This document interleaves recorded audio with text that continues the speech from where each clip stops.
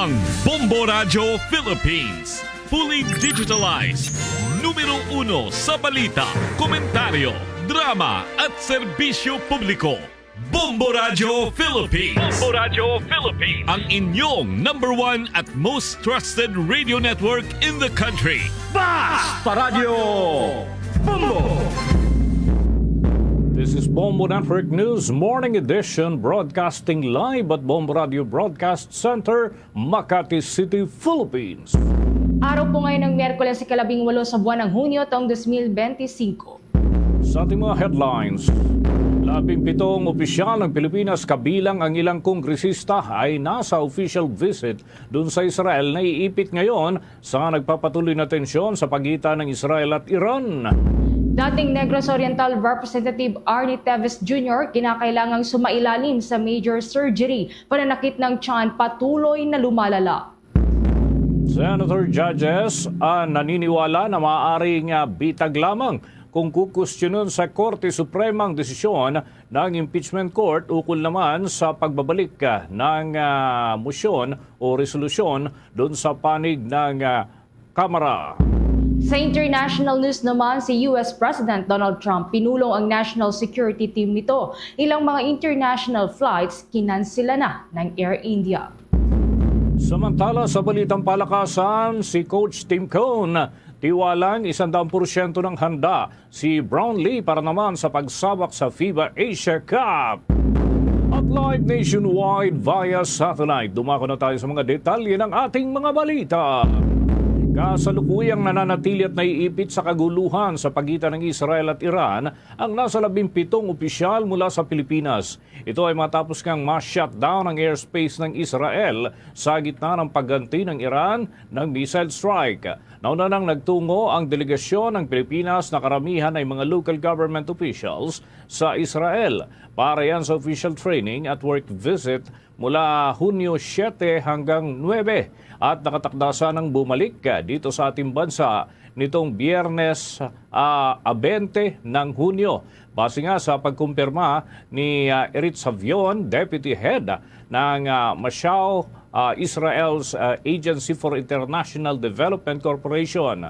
At nakatakdasa na silang dumalo ngayong linggo kasama mga alkalde at local leaders mula sa iba't ibang bansa sa Israeli Trade Show at yan ay gaganapin sa araw ho na ito mula naman sa mga kaganapan doon ay tatagal hanggang 19 ng Hunyo. Subalit naipagpaliban na yan dahil nga sa kaguluhan ng kanilang sitwasyon. Tiniyak naman ng Israeli official na kanilang sisiguraduhin ang kaligtasan ng mga opisyal ng Pilipinas sa kanilang pananatili sa Israel hanggang tuluyang makaalis ang mga ito ng ligtas. Kabilang sa mga ipinadala sa Israel para naman sa study tour ang nasa 3 alkalde mula sa Leyte. Ang mga opisyal ng Pilipinas na natrap sa Israel ay nananatili sa isang hotel doon sa Mashal Center sa Central Israel at binibigyan naman sila ng kanilang pagkain at kanilang mga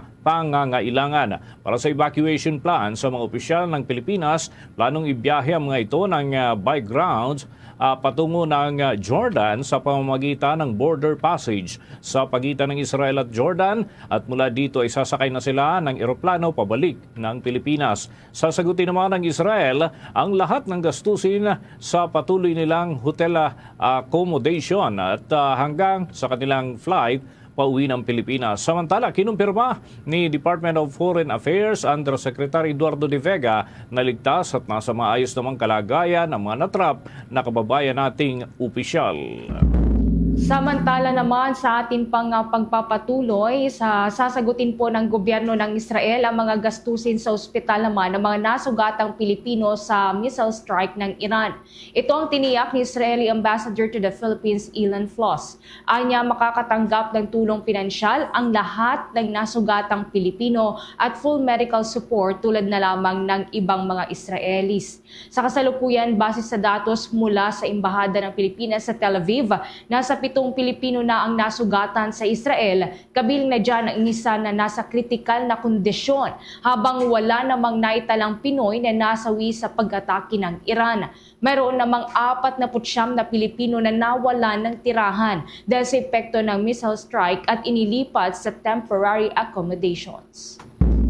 Karagdagang balita, Sinungalingan ni Senator Rizon Tiveros na meron itong papanigan sa impeachment trial laban kay Vice President Sara Duterte. Sinabi ng mambabatas na gagawin niya ng nararapat na trabaho bilang isang senator judge sa impeachment court at bawat ebidensya niya ay susuriin. Hindi ito padadala sa ilang puna na ito ay kontra kay Vice President Duterte. Narito ang bahagi ng pahayag ni Senator Rizon Tiveros. Bilang Senator Judge ay titignan natin ng maigi ang lahat ng ebidensya na ipepresenta sa impeachment trial ni VP Sara Duterte. Nung nanumpa kami bilang Senator Judge, naging tungkulin namin sa Senado na suriin at bumoto ayon sa bigat ng ebidensya na ilalahad ng magkabilang panig sa impeachment trial. Kakampi man o kritiko ng pangalawang Pangulo. Sinusunod ko po ang tungkulin na iyan at inaasahan ko rin ito sa ibang senador. Hinikayat din ng mambabatas ang Vice Presidente na dapat ay sagutin yung mga pagpapatawag sa kanya galing sa panig ng impeachment court para ipaliwanag ang mga akusasyon laban sa kanya at hindi na umiwas pa. Narito ang patuloy ng mga pahayag ni Senator Judge Rizon Tiveros. Way for the Vice President to start presenting her arguments is by filing an answer to the summons issued by the Senate Impeachment Court last week. Hinihintay nating lahat ang kanyang magiging tugon dito at sa mga susunod na proseso kaugnay ng impeachment trial.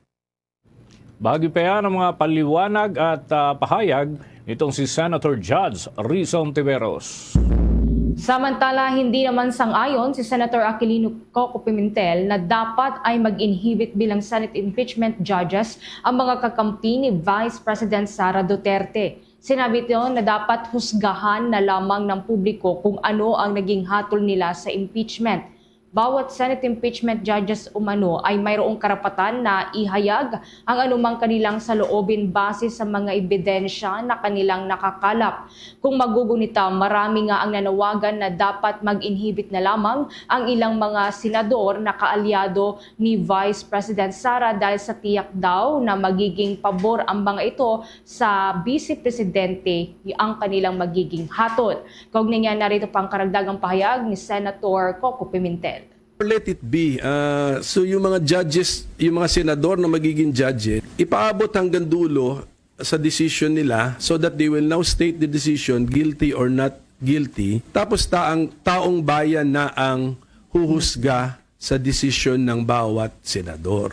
Pag inhibit, nakakalusot pa siya eh. Hindi na niya kailangan sabihin kung ano yung position niya, guilty ba or not guilty. Na-excuse pa siya, tapos yung kanyang absence ay pabor pa sa not. Payag po yan ni Senator Coco Pimentel, kaugnay pa rin po sa impeachment case laban kay Vice President Sara.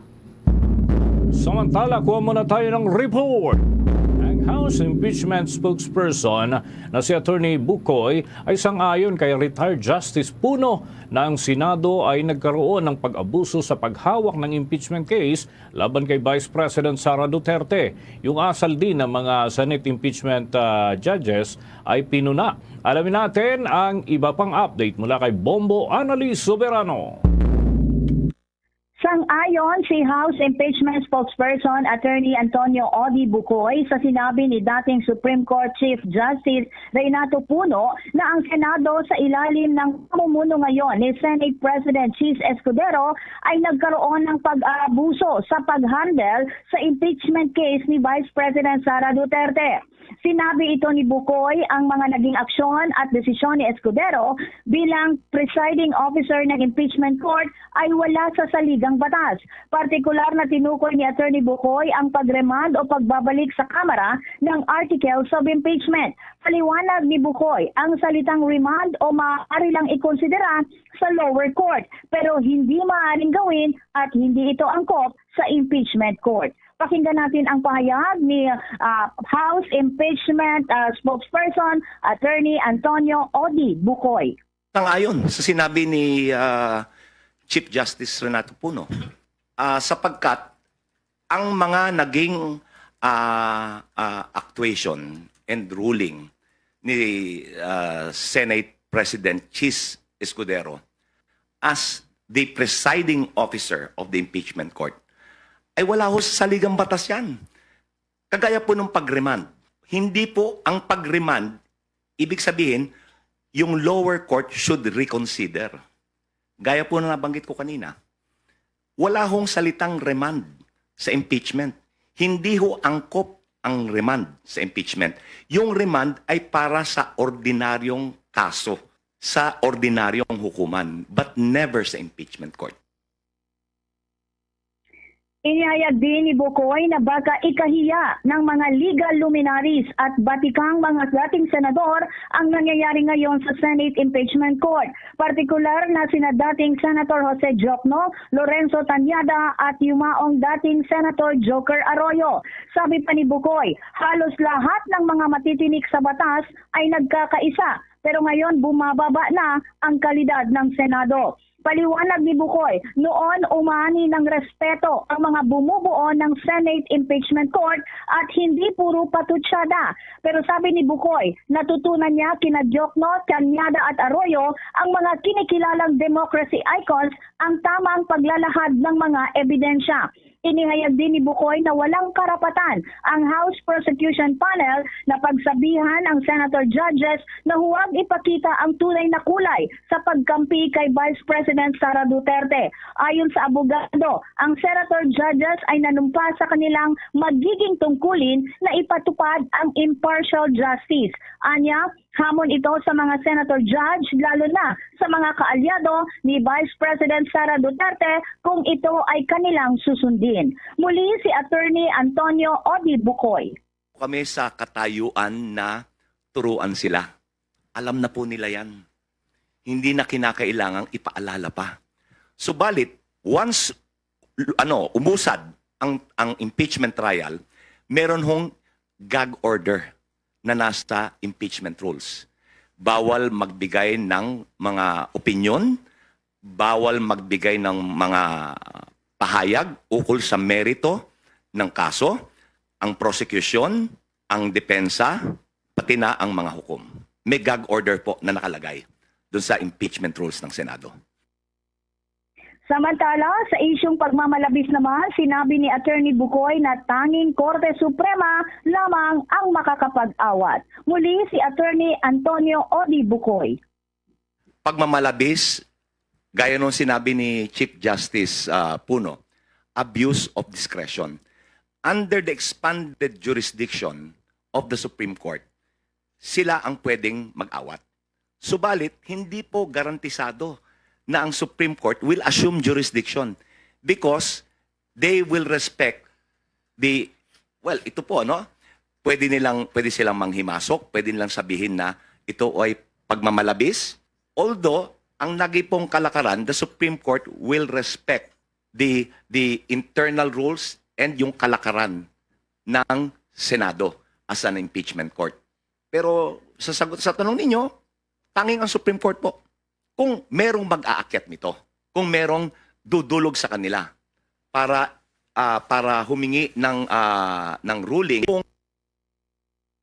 Si House Impeachment Spokesperson Attorney Antonio Odi Bukoy. Mula sa Kamara, Bombo Anali Montaño Soberano nag-uulat para sa number 1 and most trusted radio network in the country, Bombo Radio Philippines, Basta Radio, Bombo! Samantala, naniniwala ang isa sa Senator Judges sa impeachment case laban kay Vice President Sara Duterte na maaaring chop o bitag lamang para ilihis sa tunay na issue sa Vice Presidente kung sakaling questionin sa Korte Suprema ang desisyon ng impeachment court na pagsaoli ng complaint sa Kamara de Representantes. Paliwanag ni Senator Coco Pimentel na sa oras na maisampa na ang legal cases sa korte, malilihis na ang focus sa main issue at mas matagal kapag court cases na ito. Kaya't kung mapapansin anya, ang mga abogado maging ang mga bumalangkas ng batas na tutol sa naging desisyon ng Senate Impeachment Court ay hindi naghahain ng kaso sa korte dahil maaari itong bitag. Saad pa ng senador na bagamat may basihan ang pagkwestiyon sa desisyon ng impeachment court, hindi umano niya inirekomenda ito. Anya sa pamamagitan lamang ng paghahanda at pagpapadala ng mga notices ay maaari nang maiabot ito sa Hulyo 28 na saktong pagbubukas naman ng 20th Congress at inaasahang pagpapatuloy ng impeachment proceedings laban sa Vice Presidente. Matatandaan isa nga si Senator Pimentel sa 5 senator judges na tumutol na isaoli ang impeachment complaint sa mababang kapulungan ng Kongreso habang pumabor naman ang 18 iba pang senador. Oras natin, 15 minuto na makalipas ang ikapito ng umaga. Inimok ng grupo ng mga human rights lawyer ang International Criminal Court na tanggihan ang petisyon ni dating Pangulong Rodrigo Duterte para sa interim release. Sa isang statement, inihayag ng Center for International Law o Center Law na may lalagay sa banta at panganib ang mga biktima, testigo, human rights defenders at iba pang mga nangahas na makibahagi sa investigasyon ng International Criminal Court sakaling pansamantalang palayain ang dating Pangulo na sa isang isiniwalat o ito ay iniimbestigahan kaugnay pa rin ng matitinding mga akusasyon.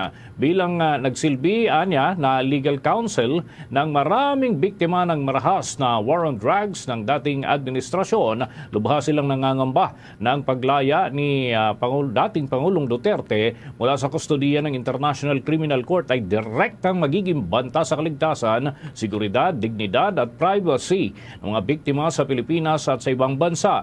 Gayon din, makakasira sa integridad ng nakabinbing pag-uusig sa kanyang kasong crimes against humanity.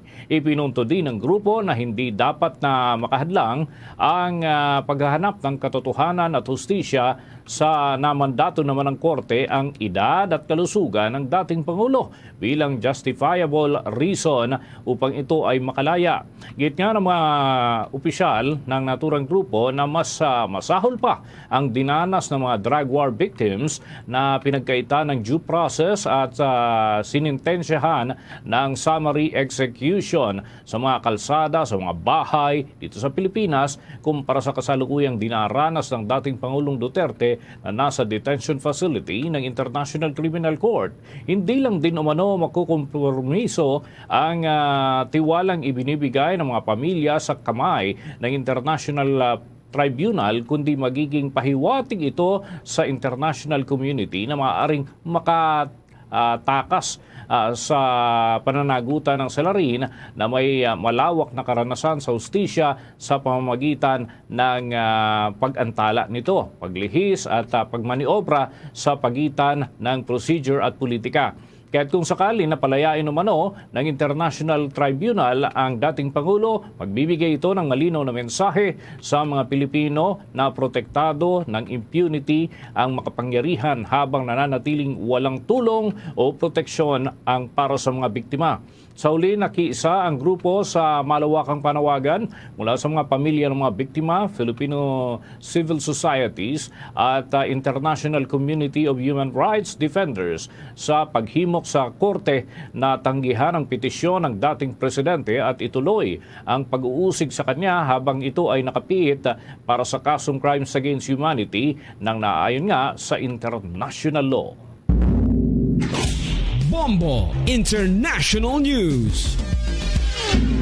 Pinulong ni US President Donald Trump ang kanyang national security team. Ayon sa White House na isa sa mga tinalakay nila ay kung papalawigin pa nila ang pagsali sa lumalalang tensyon sa pagitan ng Iran at Israel. Hindi na nagtagal sa Canada si Trump kung saan dumalo pa ito sa Group of Seven Summit. Magugunitang una nang sinabi ni Trump na hindi sila muna sa ngayon magkakaroon ng usapin kaugnay nga dun sa conflict o tensyon sa pagitan ng Israel at Iran. Target naman si Iran Supreme Leader Ayatollah Ali Khamenei. Gate nito na alam niya kung saan ang kinaroroonan ng Supreme Leader ng Iran. Magugunita na pinaigting ng Israeli Defense Force ang kanilang pag-atake sa Iran dahil sa pagpapalago ng kanyang nuclear weapons. Samantala sa iba pang mga balita sa ibayong dagat, kinansila ng Air India ang 8 international flights na ino-operate ng Boeing 787-8 Dreamliners. Ang nasabing uri ng eroplano kasi ay siyang sangkot sa pagbagsak noong nakalipas na linggo ng nasa 270 na kumitil po sa 270 katao. Dahil sa nasabing kanselasyon ay naapektuhan ang mga biyahe patungong London, maging sa Paris, Vienna at Dubai. Tumulong na rin ang ilang mga bansa sa pag-iimbestiga para malaman ang tunay na sanhi ng nasabing pagbagsak. Magugunit ang ilang minuto matapos ang pag-take off ng flight A1171 mula sa Sardar Vallabhbhai Patel International Airport ay bigla na lamang itong bumagsak. Sa kabuuan 242 na lulan ng eroplano ay mayroong isang pasahero ang nakaligtas. Sa mga balita naman sa ating bansa, itinanggi ng Philippine Navy ang palutang ng Chinese military na nagsasagawa sila ng coordinated patrols bilang tugon umano sa joint military drill sa pagitan ng Pilipinas at Japan sa West Philippine Sea noong nakalipas na linggo. Tinawag naman ito ni Philippine Navy spokesperson for the West Philippine Sea, Rear Admiral Roy Vincent Trinidad, na pawang propaganda lamang. Bagamat kinumpirma ng opisyal na binuntutan ng Chinese Jiangkai class frigate ang mga barkong kalahok doon sa naturang aktibidad, hindi anya ito may tuturing na coordinated air at sea patrol.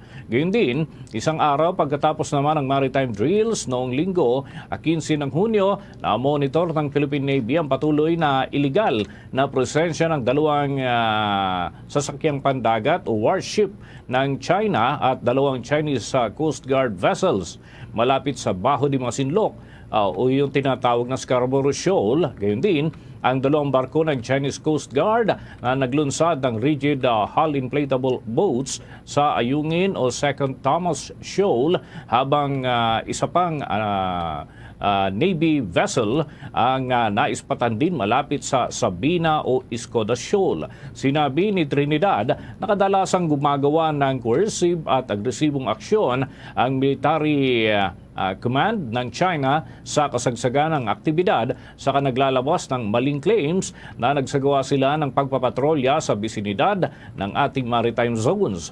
Ginawa niya ito ng China para naman sa kanilang international narrative para suportahan ng kanilang illegal claims sa ating maritime zones. Inaresto naman ng mga kapulisan si dating patrolman na Francis Fontillas dahil sa kasong inciting to sedition. Ayon sa National Capital Region Police Office o NCRPO, na may kaugnayan ito sa mga mabibigat na naging pahayag ni Fontillas laban sa gobyerno noong maaresto si dating Pangulong Rodrigo Duterte. Ang nasabing warrant of arrest ay nilabas ng Quezon City Regional Trial Court Branch 224 kung saan mayroong nakatakdang piyansa ito na 36,000 pesos. Magugunitan na inihayag ni Fontillas ang saloobin niya laban sa gobyerno sa pamamagitan ng kanyang social media account. Matapos niya na ipatawag ito sa kanilang opisina sa Quezon City Police District ay nagbitiw na ito sa pagiging isang pulis. Samantala, bago tayo umusad sa iba pang malalaking balita, mga moms, alam ko, marami sa inyo ang choice talaga sa food supplement para sa mga chikiting ay kung saan kayo makakasulit. Pagdating yan sa benefits, mabuti na lang ang cherry pear, tangkad sagad, ay may chlorella growth factor or CGF. Tapos ito, yung siksik sa growth nutrients gaya ng taurine, lysine at iba pang mga essential nutrients. Tandaan, ng pagtangkad ay sign na may proper growth ang mga kiddies. Yan ang sulit. Bili na ng cherry pear tangkad sagad. Mahalagang paalala, ang cherry pear ay hindi gamot at hindi dapat gamiting panggamot sa anumang uri ng sakit. Sa oras pong ito, dumakwa po tayo sa mga karagdagang balita. Si dating Negros Oriental Representative Arnie Teves Jr. kinakailangang sumailalim daw sa major surgery. Pananakit ng tiyan patuloy pa ring lumalala. Kaugnay niyan, kumuha po tayo ng update sa pag-uulat ni Bombo Grant Hilario. Kinumpirma ng kampo ni dating Negros Oriental Representative Arnolfo Arnie Teves Jr. na ang kasulukuyang kondisyon nito ay lumalala sa kanyang iniindang pananakit ng tiyan. Ayon sa kanyang abogado na si Attorney Ferdinand Topacio, inirerekomenda na ng mga doktor nito na isailalim ang dating kongresista sa isang major surgery. Aniyay, matapos ang isinagawang mga pagsusuri sa kung anong tunay na kalagayan ng kanyang kliyente. Kaya't buhat nito'y iminungkayo umano ng mga ito na maipalipat si former Negros Oriental Representative Arnie Teves Jr. sa isang pribadong ospital. Paliwanag kasi ng mga doktor ayon sa ibinahagi ni Attorney Ferdinand Topacio na ang dahilan sa rekomendasyong ito ay sapagkat kinakailangan ang karagdagang mga medikal na kagamitan at pasilidad para sa gagawing operasyon. Samantala, sa kabila nito ay tumanggi mo ng ibahagi ng kanyang kampo kung anong partikular na operasyon ang kinakailangan gawin para sa dating kongresista. Maalala na isinugod siya sa ospital dahil sa iniinda nitong malubhang pananakit ng tiyan na nag-umpisa noon pang isang gabi. Ngunit agad namang nagbitaw ng reaksyon at pag-question hinggil dito si Negros Oriental Congresswoman-elect Janice Digamo. Pagdududa kasi niya na kung ganito rin ba ang pagtrato sa isang regular na bilanggo o inmate sa ilalim ng sistema ng mga bilangguan sa bansa. Habang kaugnay nito ay nauna ng nilinaw ni Attorney Ferdinand Topacio na walang special treatment sa kanyang kliyente sa loob ng kulungan. Giyet nila'y hindi pa napapatawan ang hatol ang dating kongresista kaya't wala pang patunay sa mga aligasyong ipinaparatang laban sa kanya. So yung sinasabi ng kabila na dapat maranasan niya kung paano ang makulong, he should atone for his crimes, wala pa naman pong napapatunayang kinocommit na crime. So nakakalimutan po yata ng kabilang kampo that a person is presumed innocent. Yun lang po ang ating tandaan. Hindi pa to kaparusahan. Doon na sila magagaganyan kung na-convict na with finality si Congressman Teves. Malayo pa yun. Mula dito sa lungsod ng Taguig, ako si Bombo Grant Hilario, nag-uulat para sa the #1 and most trusted radio network in the country, Bombo Radio Philippines, Basta Radio, Bombo! Oras natin, 26 na minuto na makalipas ang ikapito ng umaga. Inakusahan ni Attorney Gilbert Repiso si Commissioner Joel Anthony Biado ng Bureau of Immigration ng pag-antala sa mga deportation cases. Pagbibigay daw ng pabor sa koneksyon at pagpapabaya sa issue ng katiwalian. Isinumbong niya ang umano'y nasa 30 million pesos na issue ng suhulan para sa pagpapalaya sa 3 Chinese na sangkot sa illegal online gaming. Binatikos din niya ang kawalan ng aksyon ni Viado sa deportation orders laban sa ilang Chinese, kabilang sina Yang Jansin, Antonio Maestrado Lim at magkapatid umano na sina Alice Guo at Sheila Guo. At kinesyon pa ni Repiso ang mabilisang pag-aproba ng piyansa ng mga Chinese Pogo executives na may kinasasangkutang fraternity brotherhood umano na kaugnay din itong si Viado. Ipinunto niya ang umano'y Kangaroo Committee at isa pang irregularidad sa pamumuno ni Biado na nagdudulot daw ng pagkawala ng tiwala sa ahensya. Aminado naman si Repiso na dati na siyang naghain ng reklamo laban kay Biado, ngunit kanya itong binawi bilang suporta sa reappointment ng commissioner. Nagbitiw rin siya sa Bids and Awards Committee ng ahensya para maiwasan daw ang conflict of interest, ngunit matapos ito, siya ay tinatarget naman ng mga pag-atake at smear campaign ng kabilang panig. Hindi pa ho nagpapalabas ng panibagong tugon ang kampo naman nitong si Commissioner Biado. Kuha pa tayo ng karagdagan report. Ang Commission on Elections ay magpapatuloy sa paghahanda para naman sa 73 upuan para sa Bangsamoro Autonomous Region in Muslim Mindanao Parliamentary Elections. Yung liderato ng BARM ay hindi pa tumutugon dun sa sulat ng komisyon para sa 7 upuan na pinag-uusapan. Alamin natin yan sa ulat ni Bombo Isa Cotoner. Ipinahayag ni Commission on Elections Commissioner Ray Bulay na magsisimula na ang poll body sa pag-iimprenta ng mga balota sa buwan ng Agosto para sa kauna-unahang halalan sa Bangsamoro Parliament. Gaganapin ang halalan sa Oktubre 13 matapos itong ilipat mula sa orihinal na petsa Mayo 12. Anya nasa 2.5 milyong balota ang iimprenta para sa naturang halalan, kabilang ang magagamitin sa roadshow ng mga automated counting machine at sa pagsasanay ng mga miyembro ng Electoral Board. Kaugnay pa nito, sinabi niya rin na tuloy ang halalan kahit hindi pa nare-reallocate ang 7 seats na orihinal mula sa Sulu. Sa kasalukuyan kasi, wala pa rin silang natatanggap na sagot mula sa liderato ng Bangsamoro sa sulat ng poll body para punan ang 7 bakanting pwesto. Kaya naman magpapatuloy na ang komisyon sa paghahanda para sa 73 seats. Sa setup na ito, 40 pwesto ang inilaan para sa regional political parties, 25 para sa district representatives at 8 naman para sa federal representatives. Doon na kami, good na kami sa 73. Hindi na mababago yun. Walang sinagot na sulat, yun ang narinig ko. Pero kami, good na sa 73. Wala ring reaction sa sulat namin, walang sagot. Kaya kami, wala na kasi ultimo ora na, kailangan kami prepare.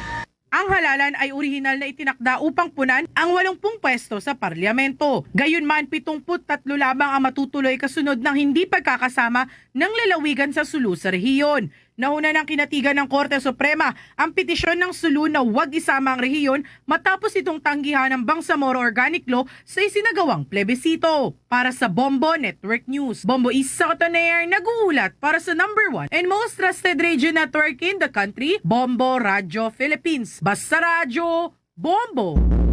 At sa mga sandaling ito mga kabombo ay makakausap naman natin ang isa sa mga kababayan natin dyan sa Iran sapagkat kukumustahin natin mga kabombo yung kanilang kalagayan. Regular ho natin nakakausap yung mga kababayan natin sa Israel at mga karatig na bansa. Pero sa puntong ito, taga-Iran ang makakausap ho natin sa katauhan ni Ginoong Naufar Ghani. Isa ho siyang manunulat at community leader din doon sa Iran at business owner dyan pa rin sa naturang bansa. Magandang araw po, ang aming pagbati mula sa Pilipinas, si Bombo Dennis Hamito po ito. Together with me, si Bombo Everly Rico. Madalas ho kasi na naririnig yung mga reports ukol sa sitwasyon sa bahagi ng Israel. Kaya ang nais namin kumustahin, yung kalagayan naman po ninyo dyan sa bahagi ng Iran. Ginoong Ghani, kumusta ang inyong sitwasyon dyan? At yan ay sa harap nitong gera sa pagitan ng Israel at ng bansang Iran. Personally speaking,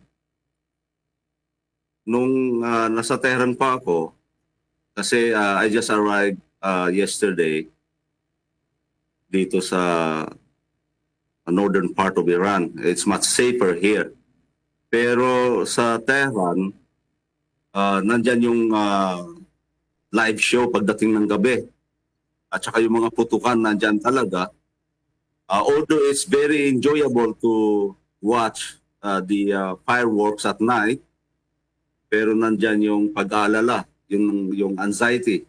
Although wala kang makikitang panic, halimbawa, mismo personally ako, hindi ako nagpanic, pero nandun yung pag-aalala kasi this is real war.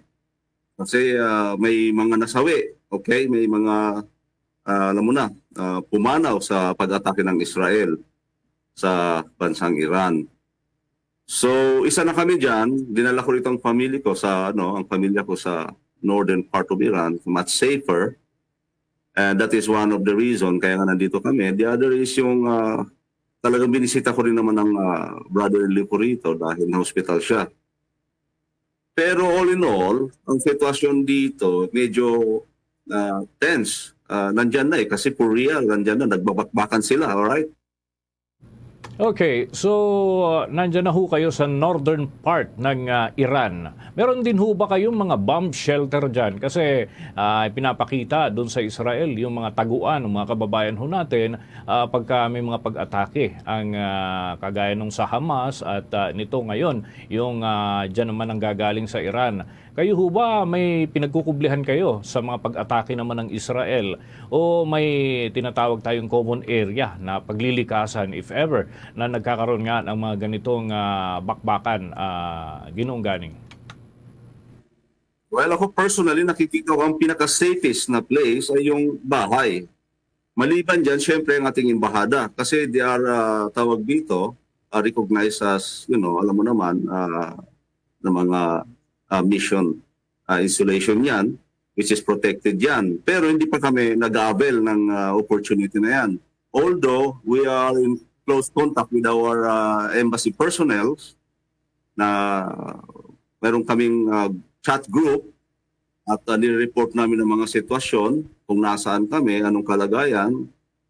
Well, so far, wala naman sinabi ang ating embahada, pumunta kayo rito. Basta ang sinabi, stay safe, huwag kayong pumunta sa mga magugulong lugar, sa mga crowded na lugar. At kung may mga, huwag naman sana na may maapektuhan na mga kababayan nating Pilipino, pakireport na lang para maka-assess at maka-action kagad ang ating embahada. So far sa mga pag-atake ho ng Israel, may mga nakita ba kayo ng mga civilian din na nadamay dyan? Dahil ang karaniwan hong nire-report, kagaya kahapon lamang, yung isa sa top military official at yun daw, yung kanilang tinatarget, pati na yung mga military facilities, Ginoong Gani. Well, isa na ako dyan, member ng mga Pilipino, no? Well, hindi ko alam kung anong sitwasyon ng iba kasi mga Pilipino dito may kanya-kanya silang diskarte. At sa totoo lang, ang iba sa mga kababayan natin dito, mga senior citizen na. Ibig sabihin, nung panahon pa ng Iran-Iraq War, nandito na sila. At ayon sa kanila, they are used to that, no? Labas-pasok na sila ng Iran noon. And then, ngayon, may mga, siyempre, iba't iba na ngayon ang nandito, ay mga Pilipino na nandito. Isa na dyan, kagaya ko, hindi pa senior, pero for over 25 years na nakatira rito. Ang diskarte ko sa akin, siyempre yung personal safety ko at ng aking pamilya.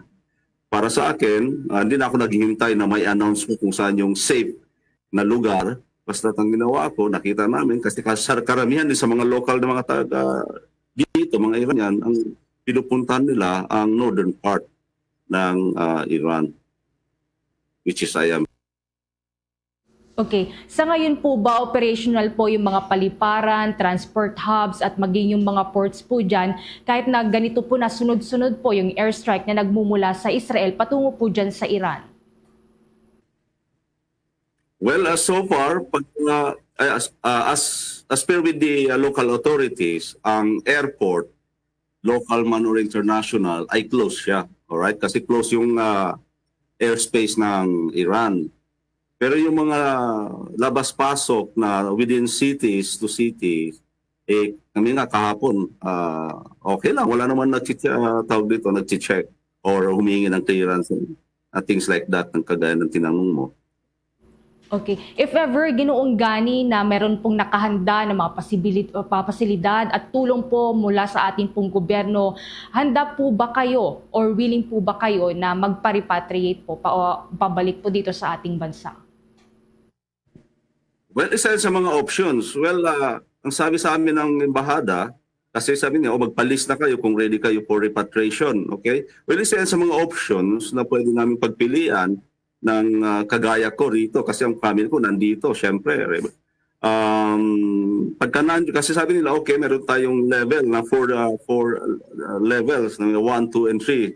So parang sabi nila sa amin, nasa first level pa lang tayo, okay, wala pa tayo sa second, third, and fourth.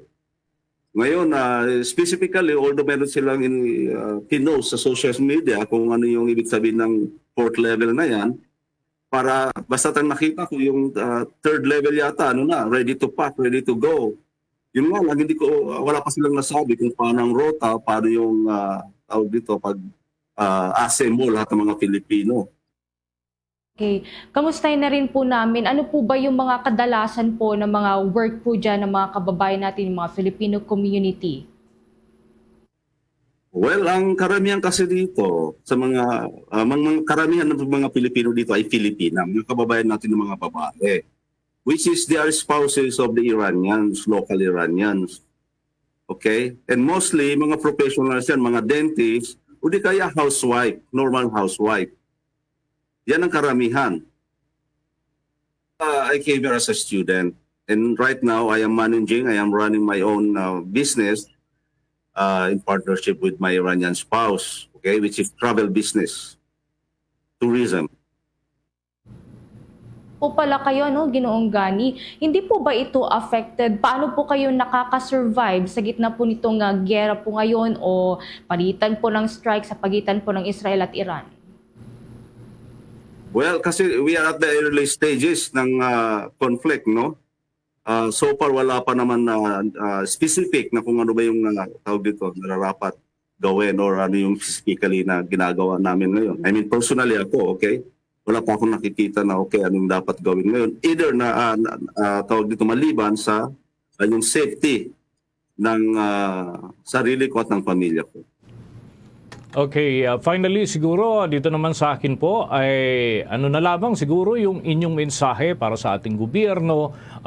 Nakamonitor din ho sila sa mga balita nang gagaling ho dyan sa bahagi ng Iran, lalo na't mahigpit o matindi yung sitwasyon nitong mga nakalipas ho na araw. Go ahead po. Well, maraming salamat. Sabihin mo sa ating mahal na Pangulo o kung sino man ang kanyang katiwala dyan, let's say yung ating Mr.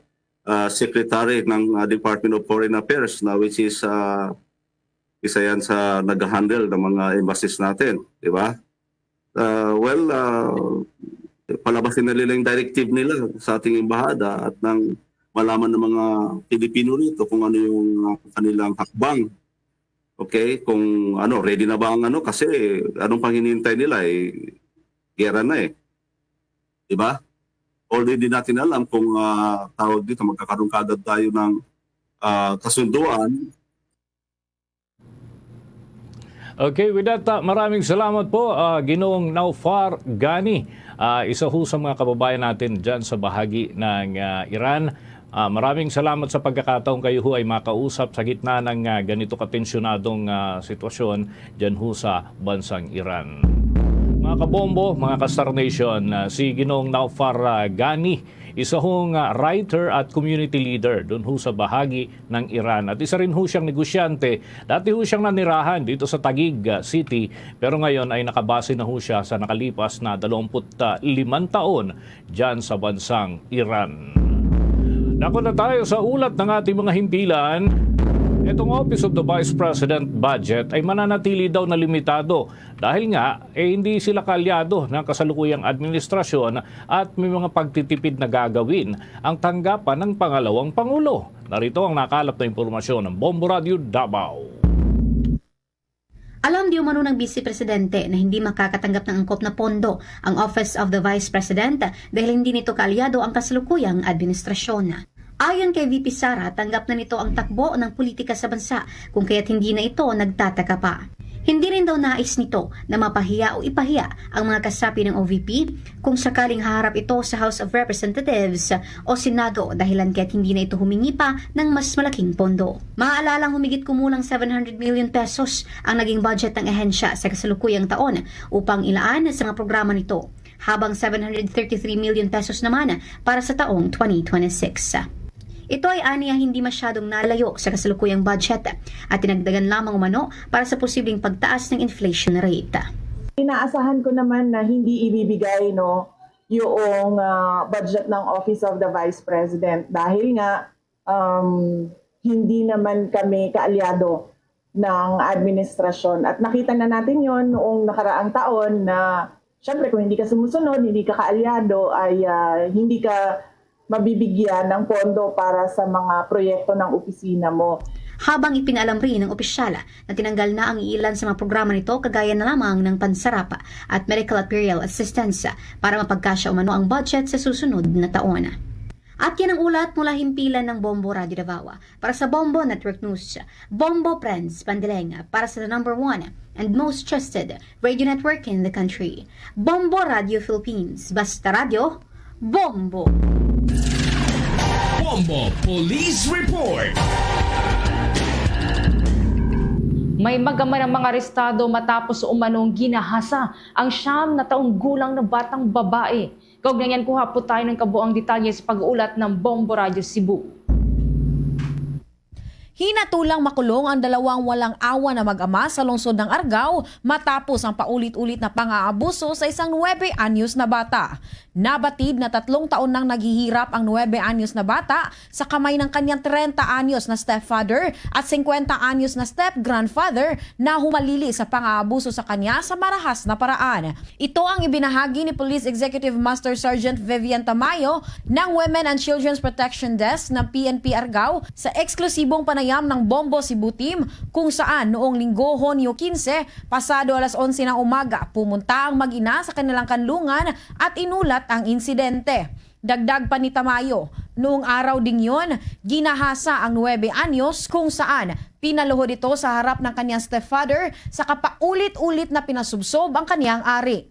Natigil lamang ito nang dumating ang nanay ng bata mula sa pagpapakain ng baboy, ngunit inulit ito na kanyang step-grandfather nang bumalik ang ina sa kulungan ng baboy, kunwari manghiram ng lighter, ngunit hinila ang buhok ng bata at pagkatapos ay siniil ang ari nito. Napag-alaman din, 6 na taong gulang pa lamang ang biktima nang magsimulang molestyahin ang kanyang stepfather at hindi pa nagtagal ay sumunod ang kanyang step-grandfather.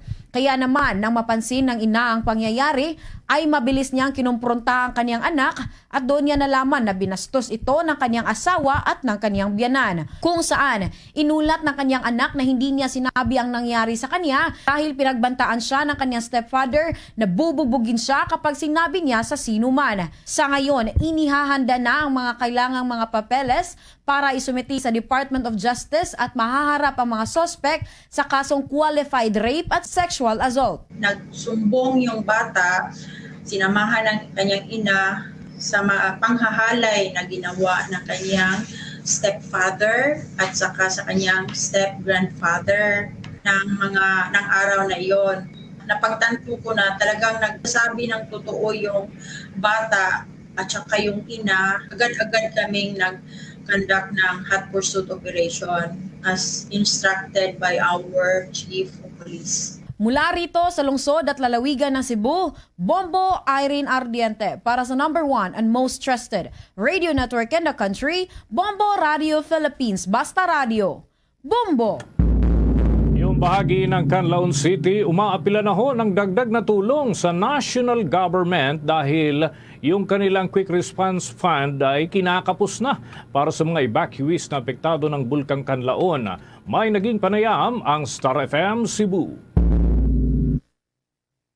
Umapila ngayon ang karagdagang tulong mula sa national government ang lokal na pamahalaan ng Canlaon City para sa mga evacuees na una nang naapektuhan ng pag-aalburuto ng Bulkang Canlaon. Sa eksklusibong panayam ng Star FM Cebu kay Edna Lumasi-Campo, Public Information Officer ng Canlaon City, inihayag nito na ubos na ang Quick Response Fund ng lokal na pamahalaan at ngayon ay umaasa na lamang sa mga donasyon mula sa pribadong sektor at mga individual. Aminado pa si Masi Campo na malaking hamon ngayon sa lokal na pamahalaan ang finances. Anya noong may sapat pang pondo ang lokal na pamahalaan, nagbibigay sila ng food packs para sa almusal ng mga evacuees, habang sila naman ang sumagot sa pananghalian at hapunan sa pamamagitan ng community kitchen. Ngunit dahil pa sa kakulangan ng pondo, food packs na lang ang pangunahing pinagkukunan ng pagkain ng mga evacuees para sa 3 pagkain sa isang araw. Nagpapasalamat din ito sa mga kalapit na mga LGUs na nagbibigay ng tulong sa kanila at bukas naman umano ito sa anumang donasyon mula sa mga may mabuting kalooban. Samantala, umaasa naman ito na makakatanggap na sila ng agarang tugon mula sa pambansang pamahalaan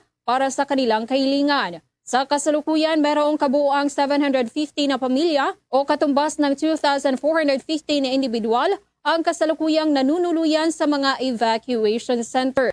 Sa lahat po na nakikinig sa programa ngayon, we would like to appeal na i-include niyo po ang Canlaon City sa inyong mga dasal na hindi na po ma-worsen yung alert level namin dito. Sana po magiging lower na po yung alert level namin, and hopefully for those na mayroong mga generous hearts and compassionate hearts na willing magbigay ng kanilang mga blessings din dito sa mga evacuees namin. We're open for donations, and for the national government, hopefully they can answer immediately and our letter sa kanila po na for the augmentation of assistance. Mula rito sa lungsod ng Cebu, Star DJ Sophie Ember nag-uulat para sa number 1 and most trusted radio network in the country, Bombo Radio Philippines. Basta Radyo, Bombo! Samantala, Vice Mayor-elect Attorney Harold Respicio nakatakdang mag-gain ng petition for certiorari ngayong araw sa Korte Suprema laban kay COMELEC Chairman George Erwin Garcia. Gagnayan may nagkalap pang report ang Bombo Radio Kawayan. Nakatakdang magsampa si Attorney Harold Respicio ng petition for certiorari sa Korte Suprema ngayong araw, ganap na 3:00 ng hapon, laban kay Commission on Elections Chairman George Garcia. Sa panayam ng Bombo Radyo Kawayan kay Vice Mayor-elect Attorney Respicio, sinabi niya na isusumite niya ang naturang petisyon upang hilingin ang disbarment ng COMELEC Chair, isang investigasyon mula sa National Bureau of Investigation NBI at isang pahayag mula sa Korte Suprema na may naganap umanong grave abuse of discretion o labis na pang-aabuso sa kapangyarihan sa panig ng komisyon. Kabilang sa mga binabanggit na batayan ng reklamo ay ang paggamit umano ng hindi otorisadong election software at di umano'y routing ng datos ng halalan sa pamamagitan ng intermediary server. Bukod dito, tampok rin sa reklamo ang isang seryosong akusasyon ng suhulan kung saan isang kilalang personalidad umano ang humingi ng halagang 300 million pesos mula sa isang kandidato kapalit ng tiyak na tagumpay sa halalan. Itinuturing ni Attorney Respicio ang paghahain ng petisyon para sa pangangailangan ng pananagutan. Muli niyang iginiit na wala siyang naging paglabag sa paglalahad ng katotohanan at pumupunto para sa ikabubuti ng bansa. Nakadakdang arraignment ng kaso niyang cybercrime mula July 9 kung saan babalik siya sa Manila RTC Branch 34 para mag-plea bago ang formal na paghaharap ng ebidensya.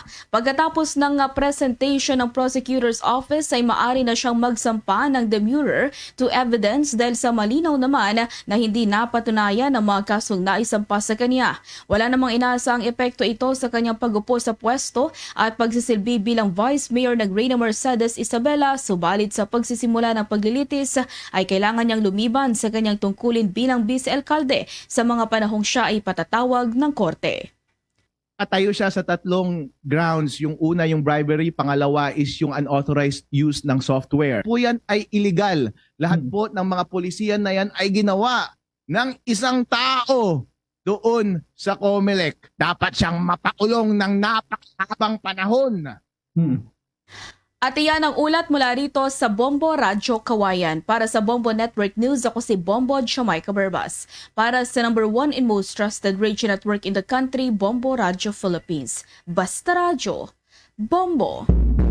Cause-oriented groups ay umaasa naman na magiging matuwid ang 20th Congress sa usaping impeachment laban kay Vice President Sara Duterte. May panayam ang Bombo Radio Rojas.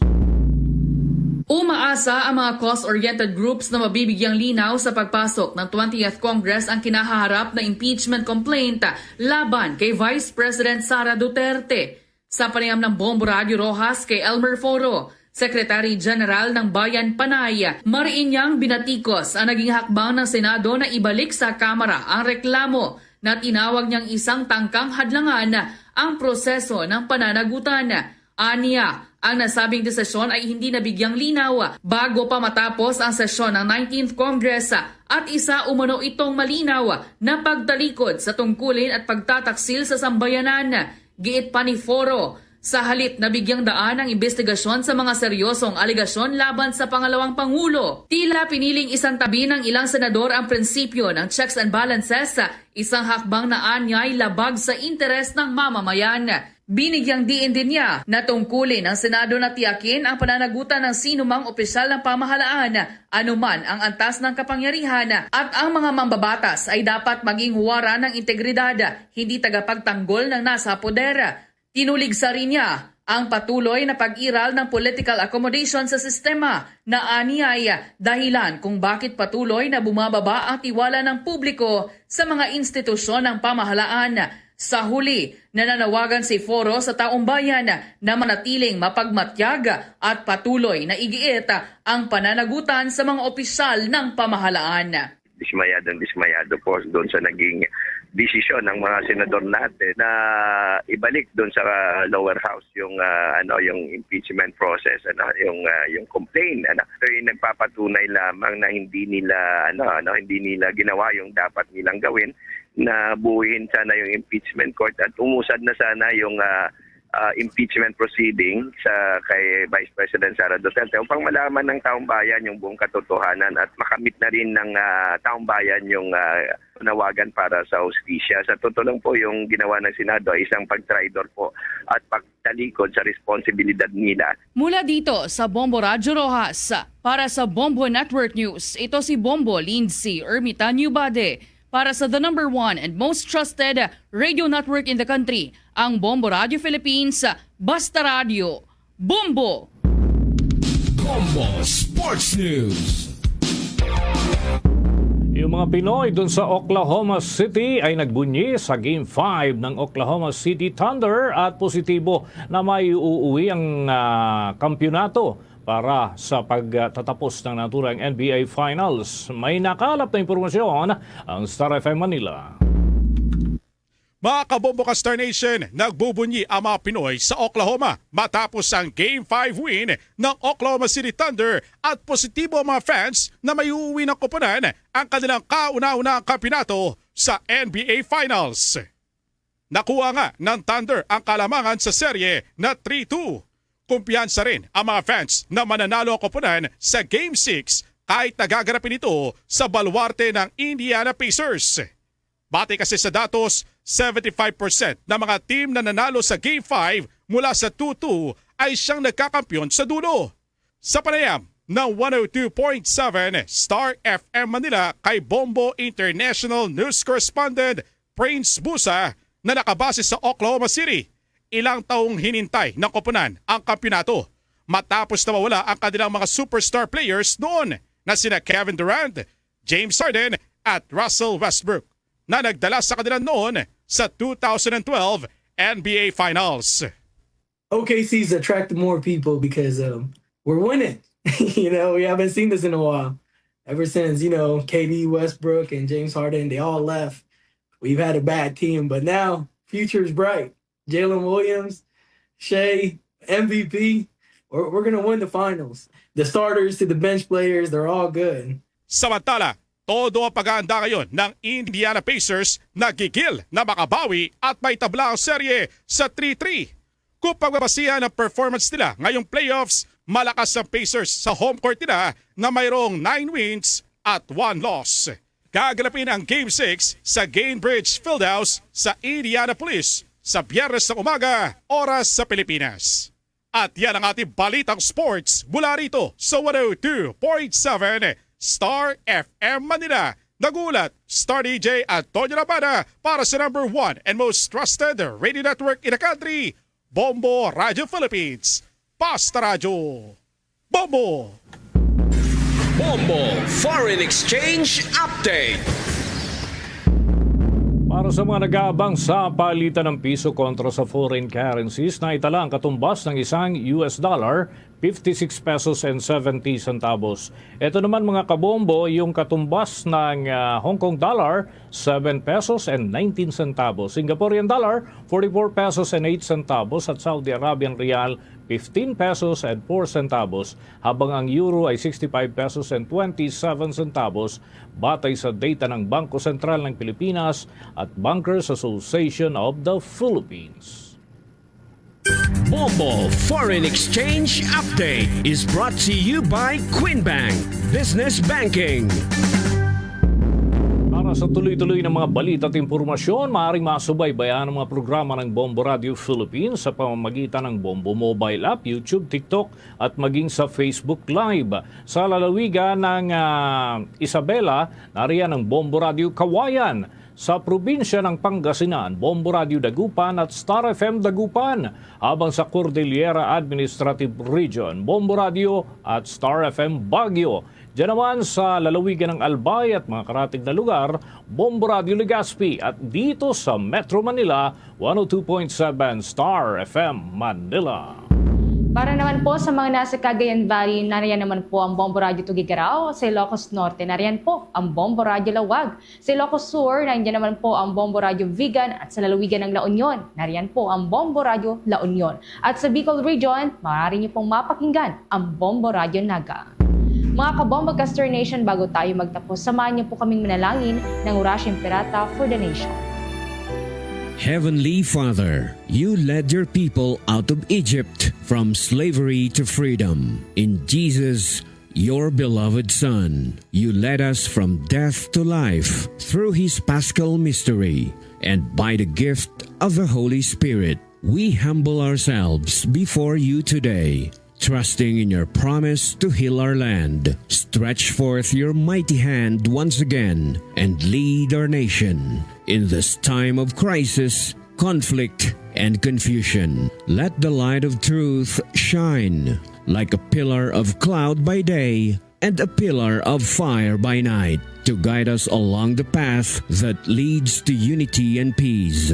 Make justice gush forth like water from the rock, quenching the thirst of victims, cleansing wounds, and opening the way to healing and reconciliation. As you fed your people with manna in the wilderness, satisfy our hunger for righteousness, that we may cease to crave for power, wealth, and selfish gain. Soften hearts, hardened like Pharaoh's, and open eyes blinded by greed, that our love for our country may triumph over all political loyalties and personal interests, and we may learn to see each other not as allies or enemies, but as we truly are brothers and sisters all. May this Jubilee year inspire us to journey together as one people. Let this be our Passover, from lies to truth, from cowardice to courage, from injustice to righteousness, from division to unity, from despair to hope,